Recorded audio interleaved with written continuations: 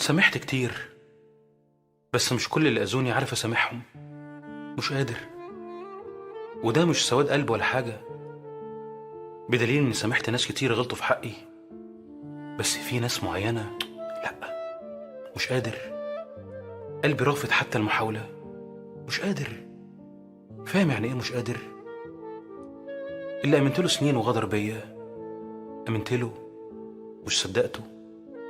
أنت فاهم حجم الكلمة؟ طيب ده سامحه إزاي؟ اللي احتجت له كان بخيل عليا حتى بالكلمة، واللي كان شمتان فيا لما وقعت، واللي ضحكوا عليا وأنا بعافر، واللي فرج عليا خلق الله وقال عليا كلام باطل، واللي خان، واللي باع، واللي هنت عليه وسابني، اللي داس عليا وقت ما كنت ضعيف. أقول لك إيه بس ولا إيه؟ أنا طول الوقت ساكت، ما بتكلمش، بعمل نفسي ناسي لكن ما بنساش.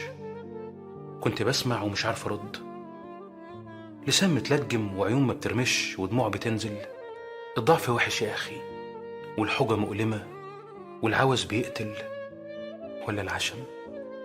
العشم اللي تهرب منك، واللي قفل في وشك، واللي عمل نفسه مش سامع، واللي شافك مادد ايدك وادالك ظهره. ازاي سامح؟ انتوا ليه بتتعاملوا معانا على اننا ملايكة؟ انا بشر وعندي طاقة، وربنا عالم باللي شايله ساكت. لا عمري اتكلمت ولا اذيت حد ولا اتخليت وبعدت حتى اسألهم. اسألهم.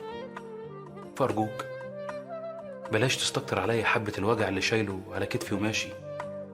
سيبوني كده مع ربنا، يمكن الأيام تصفي الحسابات.